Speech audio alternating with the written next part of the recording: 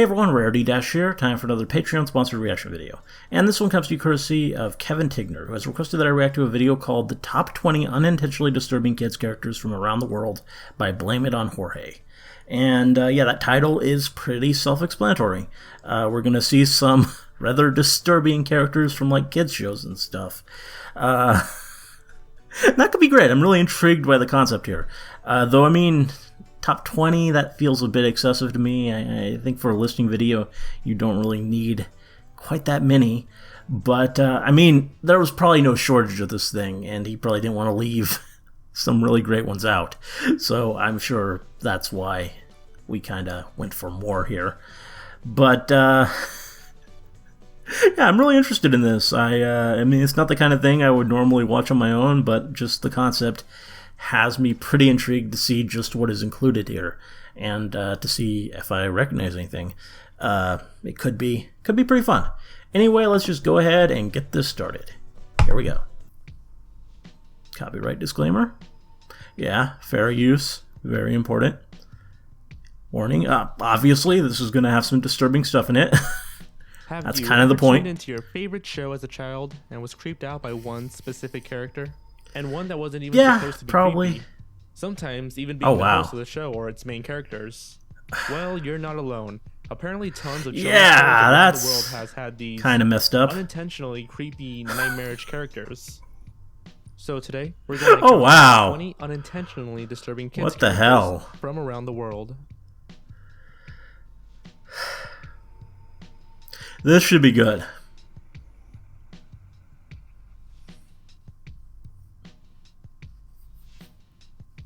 The Boobahs from Boobah.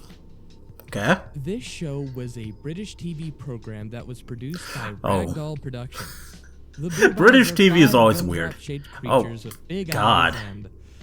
Kill them now. Their heads are shriveled into their necks, and they awkwardly move around and fly with each other. The Boobahs do not speak. Instead, they communicate by making noises like squeaks and cracks. Like other shows on this list, many children, and even some adults, found the Boobahs to be absolutely terrifying. Yeah, I can see why. So unsettling about the way they walk and move. And if that weren't enough, their website could use some help too. Okay. Distorted music along with weird flash games that won't really entertain anyone who's above the age of 3 seem to make this thing a little more terrifying than anything related to this show should be. Good start. The Puppets. The Wiggles. Oh God. The Wiggles was a musical group that performed I know the Wiggles, but television God, those from puppets. 1991 till now. While several of the cast members of the original group has either left due to physical health or old age, the original series had some pretty weird ideas about some of the side skits. For example, there was The Puppets, which was based on a popular Alvin and the Chipmunks group and TV show at the time. These horrifying things had their own unique look and style, even if their voices were pitched up in the same manner as the titular rodents. They move in rather stilted, disjointed ways, and have pretty terrible puppetry to go along with it. They always have these big, just makes it better on their faces, and large beady eyes that seem to stare right past you. Mm-hmm. Oh wow. This is how you entertain children. Really, by scarring them forever. Home on a Chucky's film rather than a children's TV show. Nonetheless, the Wiggles puppets gave kids nightmares throughout all of the 90s.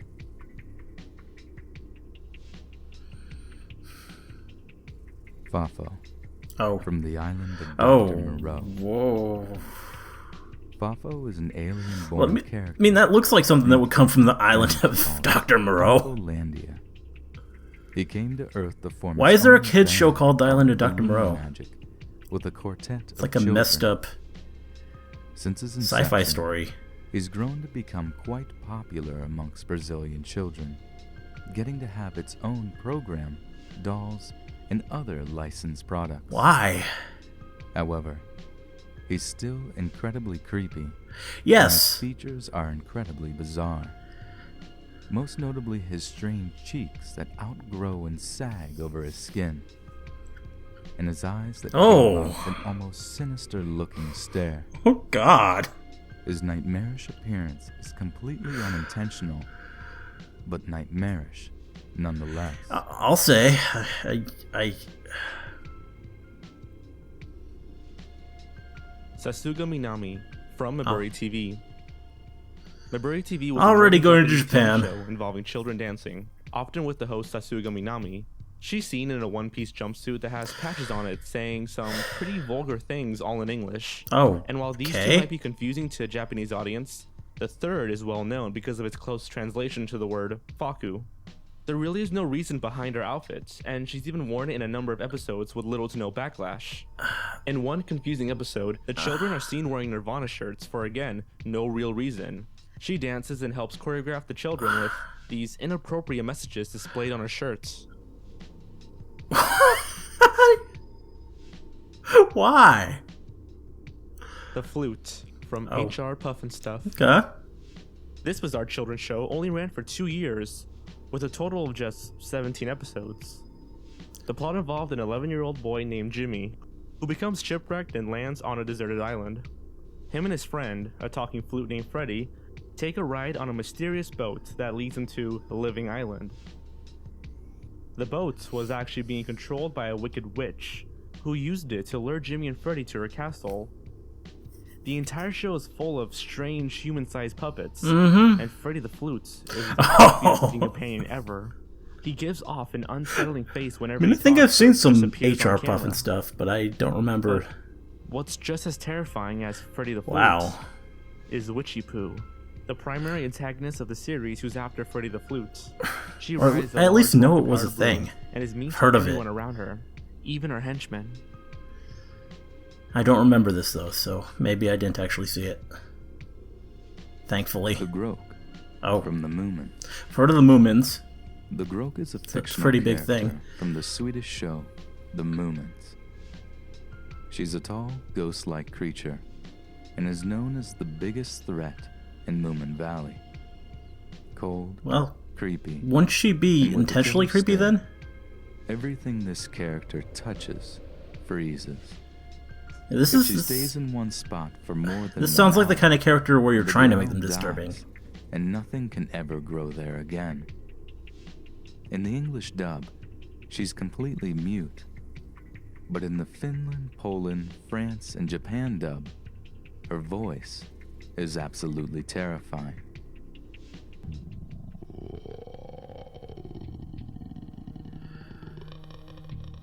Okay. Maybe they're going a bit too far with it.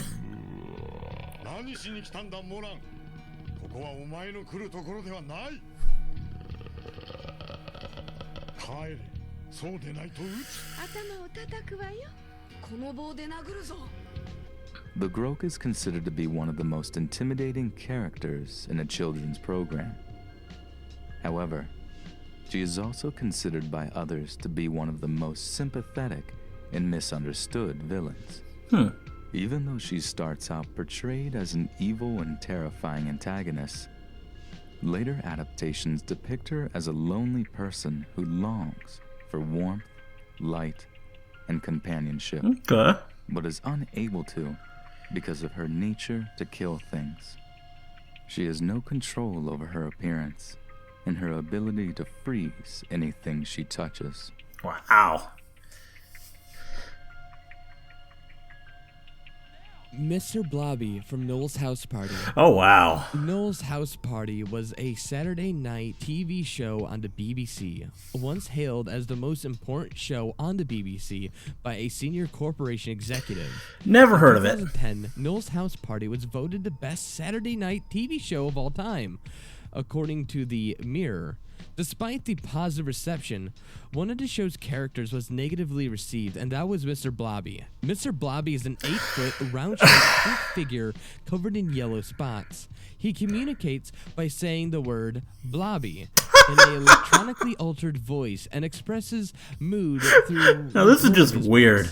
Mr. Blobby would partake in pranks involving celebrities, where he would act clumsy, childish, to irritate them. Mr. Blobby was criticized for his behavior, at one point causing one little girl to cry after throwing her birthday cake onto the floor, which then caused the father to approach the stage and attack Blobby. Well, that probably was pretty funny. I mean, I don't know, I kind of like the concept of Mr. Blobby. Sounds from The Muppet Show. Kind of amusing.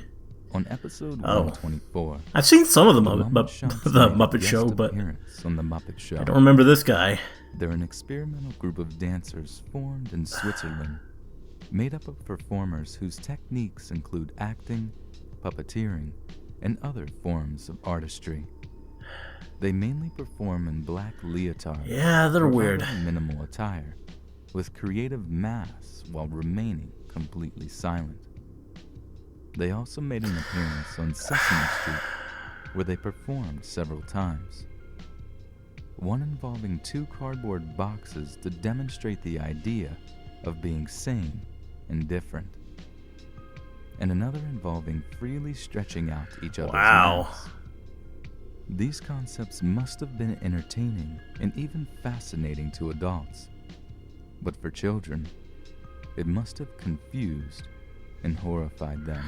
Yeah, I mean... These ominous pale white masks with cold, permanent expressions are menacing. They are. Coupled with the fact that they are surrounded by beloved Muppets makes them even more disturbing. God.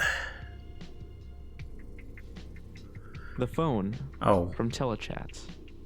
Telechat is a French television show designed to be a parody of news programs, but for kids. It stars puppets of anthropomorphic animals. Well, they all look pretty creepy, I think. Act and look in very strange ways. Yeah. Their movements are so sporadic that it gives off just an uncomfortable vibe. And they all look just as weird, too. The cat in the suit frequently has a broken arm, and the ostrich wears lipstick and shows cleavage. I noticed that. Strangest of all is the phone with a face. He whispers in the anchorman's ear when he picks him up, and almost sounds like he's gasping for air, before completely changing his tone. The show itself doesn't look that bad, and it does have some more frightening moments, like this microphone with an ear attached to it. It has a permanent looking smile stuck on it, and an extremely bothersome voice. Oh no, kill it with fire.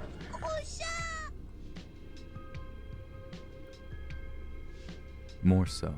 Oh God, no. This is not something. Not that much information. This is not something that needs a show. All we do know is that he's a character from a Finnish children's show. Some of the only available footage online is what I assume to be a scene from the show featuring a bear character stirring something, and this horrifying, nightmare-inducing, distorted clip of Morso himself. The frightening music only helps solidify Morso as a being of children's fears. And without it, he's still scary looking. Again, there's not much I could find about his character, or even what the show was about, which ironically only adds to the creepiness. Yeah. Now we're into the top 10. Carbuncle from Ik Mik Lorland. This Netherlands show was an educational program that ran for 2 seasons in 1994. The series was intended to teach children how to read with a method called learning to read safely. It featured a character named Carbuncle, who induced fear into every Dutch child who watched the show. In fact, the show was criticized heavily because of Carbuncle, who many parents thought was too scary for their children. Some even endured nightmares, according to a loosely translated article. After the first 20 episodes, Carbuncle was made more kid-friendly by transforming him almost entirely human. This was to inspire viewers to continue watching the series and expand on their education. And, despite the criticism, Ik Mik Lorland was a huge success. Though many Dutch children still recall the terror that was Carbuncle. Yeah, I don't know, that one didn't seem as disturbing as Ananas some. Okay, and this thing. No. Francis was a French children's show that ran from 1984 to 1986. The French are weird. The show became a popular teaching tool in Canadian and American schools to teach their students French as a second language. However, the show featured a character named Ananas, a frightening, sporadic talking pineapple who often gets into adventures with our two main characters. She pretty much never blinks and is usually just looking around in a dazed stare when she's not speaking. She's almost nothing like her animated counterpart, who always appears in the show's opening title sequence. Yeah, that's normal. There's one episode where she sings and dances in the forest with the two other children, again looking extremely uncomfortable and creepy.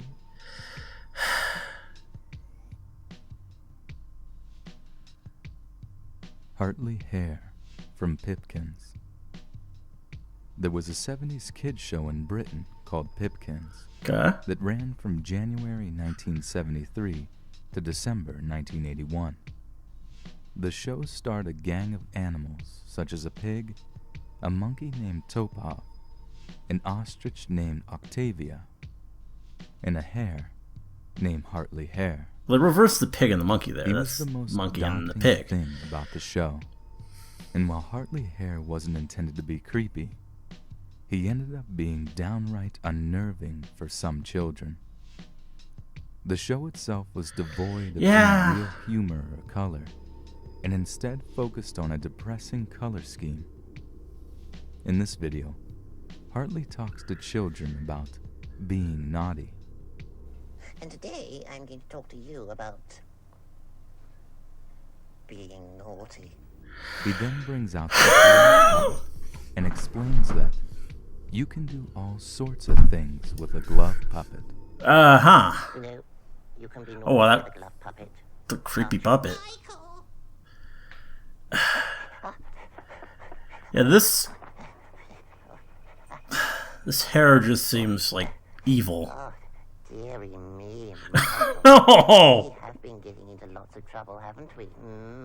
Yes. No. Pipkins was cancelled when its producers, ATV, lost its franchise for the Midlands ITV region. Good. Interestingly, due to videotape damage and poor storage, many of the show's episodes are completely lost. Out of 333 episodes, only 135 survived the test of time.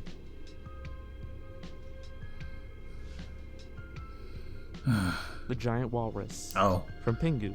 Okay, I've heard of Pingu. In the episode titled Pingu's Dream, Pingu falls asleep and finds himself in a dream where his igloo home flies away, and then his bed grows legs and moves around. Of course. As bizarre as most dreams go, this one seems fine, until a giant walrus begins to stalk Pingu. The walrus slowly murmurs inaudible noises before confronting Pingu. Oh, wow.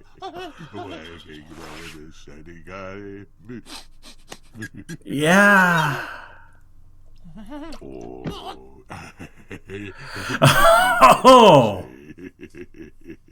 God. He traps Pingu in an igloo, and then laughs some more in an uncomfortably deep tone, and must have scared the children watching at home. I would say so. He only appeared in this one episode. It was banned from distribution due to the walrus being frightening for many young viewers. It was also removed from British television in 2003 and was one of the few programs pulled from airing in the United States. I can see why. That's a bit much. P. Salty, from P. Salty's Songs for Little Praisers. P. Salty is described by their website as a songbook, but not just any songbook. A songbook full of songs for children. Would you really call Salty, in reality, pronounce it is a P. grown Salty? man in a book costume. If it's based His on face is Psalms? painted blue, and it appears that he has some sort of clay prosthetic to make his cheeks more pronounced. Oh, God. He No. is often with and watching a group of kids with his trusty dog, Blooper. Blooper is another man who wears a downright creepy dog costume and is forced to act. Oftentimes, kids are petting him and treating him, which includes them to lay in their laps, allowing them to pet at his thighs and getting uncomfortably close to his groinal area. It really does scream stranger danger. But really, that is for you to decide. Are we sure that's not the creepier thing? I mean, The puppets from Peppermint Park. According to TV tropes, this TV show can be described as straight to DVD and straight from hell. Rightfully so. The main cast of characters is a scary group of puppets that teach children lessons like letters, numbers, colors, and so on. Take Ernie, for example, who likes to sing about the letter M. It's me. Of course. Ernie. Today on Peppermint Park, we're introducing the letter M. It's such a great letter. It's marvelous, magnificent. I can't imagine life without the letter M. The song is poorly written and sung by a voice that can make ears bleed. There's also Maynard. Oh no! An old, saggy-looking puppet who sings about the color blue in this clip. I'm so blue. I said I'm so blue. I used to be yellow. Now I'm laid back and mellow. Not only is the show incredibly obscure, but it was a ripoff of Sesame Street. It had an opening title sequence I with children can kind of and tell. puppets that gave lessons, and even a character that bears a striking resemblance to the Cookie Monster. What really makes the show unnerving is the way they move and the designs themselves. It actually looks as though there are actors that just had their heads removed and then replaced with a creepy doll. I can kind of see that. That's, Whizbit. Oh. From Whizbit. This 80s show was about an alien magician known as Whizbit, who solves puzzles and finds out as much as he can about the planet Earth. The show is mostly educational, with the solutions to the puzzles being revealed towards the end of each episode. That's all fine and whatnot, but Whizbit's design is terrifying. Yeah? It has a painfully high-pitched and disturbing childlike voice that's annoying, but evil-sounding all at the same time. Hey, Whizbit, have you seen what happened? I certainly have, Wooly. Did you just come from Puzzleopolis? Yes, I did. Circle Square. Is it, Black, white, and gray. G? And the puzzle gate, is it, Black, white, and gray. And squidgy? Not squidgy. I'm afraid so. He's a black, white, and gray bug now. He's also accompanied by this tall, creepy bunny. Yeah, whose I voice was... sounds muttered and delirious, unintentionally coming off as a threat. Whizbit lives in a house that's completely void of color, with chilling music being played in the background. However, towards the end of one episode, the color palette does lighten up, but the bunny just dances for an uncomfortable amount of time while Whizbit just stands there, pondering.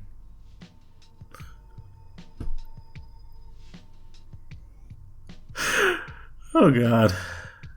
Ratafak Plachta from Slendeko. Okay. Definitely one of the more obscure characters on this list. This horrifying puppet is from a Czechoslovakian TV show. It's pretty hard to describe him, but according to a user on Reddit, his name translates to Nosy Blankets. Anyways, in this clip, he's frolicking around and singing an insanely creepy song.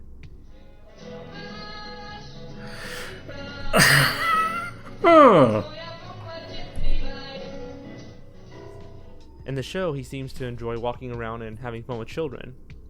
That's all I could take out of it. He just looks so damn creepy and moves in such a bizarre way. What is with that neck?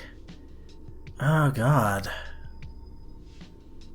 Nobody from Sesame Street. Count to 10 with Nobody was an odd and old sketch from the early years of Sesame Street. Yeah, I don't remember this one from when I Disembodied watched Sesame floating Street. set of eyes and mouth called Nobody, as he counted down from 10 with weird animations and music in the background. The scariest thing about Nobody is his eerie sounding voice. It was so unusually calm and ominous. He almost sounded like a psychopath waiting to murder someone. Nobody originated from an early Jim Henson short film about the human subconscious. Nobody would, just like in the Sesame Street, float around and speak in his isolated whispering voice and have flashbacks about his family. Sometimes he would stutter, and other times he would smack his lips or moan and talk about his evil thoughts. That's a nice thought. Isn't that beautiful? Of course, I've got some evil thoughts too. Hey, you want to see my evil thoughts? I keep them over here, in this part of my brain. Okay, I guess. As soon as he would mention these evil thoughts, disturbing images would flash on screen for why? frames.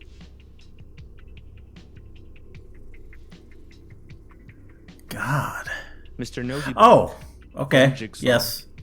I know this one. Characters from an 80s British TV show, and was originally supposed to serve as the program's comic relief character. As the show went on, he became more the subject of fear.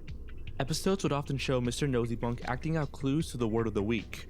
After all, this was an educational children's show, and for a children's show, he was downright horrifying. Yeah? His mask had these big, lifeless eyes that just kind of stared off into the distance. This wide and unchanging grin that displays a haunting smile. And an unusually large nose.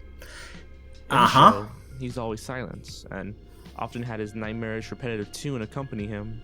Not much was really known about his character, and information was scarce until recently, when he was brought up online. Charlie Brooker, host of the BBC television series Screenwipe, describes him as a leering death mask figure who haunted his dreams and struck him as the kind who would sneak into a stranger's bedroom in the dead of night and knife you and knife you and knife you. Well, that's after the fact, so I don't think that was the original intent. But yeah, I do know Nosy Bonk, thanks to my favorite YouTuber, Ashens, who used him a lot in some of his early videos. I think he even had like a Nosy Bonk mask that he acquired somehow or made.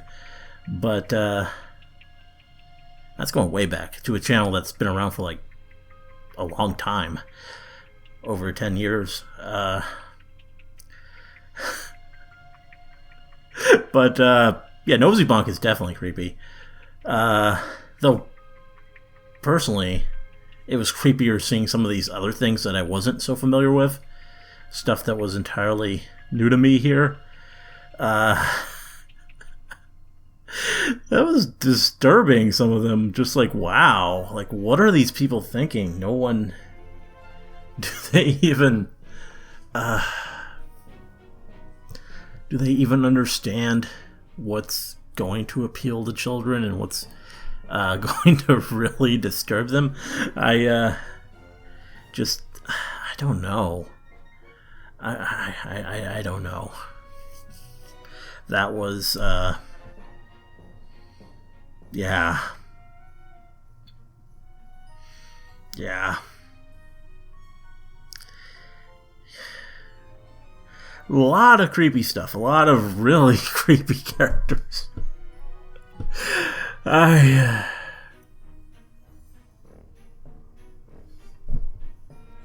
Just genuinely unnerving. And the video was presented in a way that kind of emphasized that with the creepy music. Which is fine, but I don't think you really need to do that to show just how creepy these guys are. Just like, wow.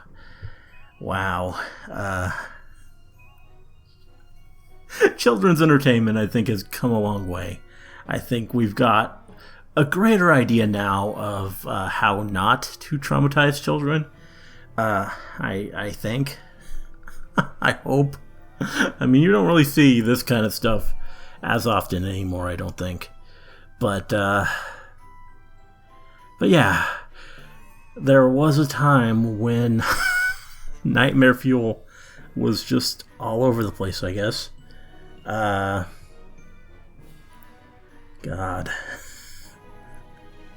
This was an interesting video. I mean, I don't know what made you think to request this to me, but it definitely did interest me. So, cool. Thank you for that, Kevin. Yeah. Because there wasn't any sort of connection to anything I've ever watched before on the channel.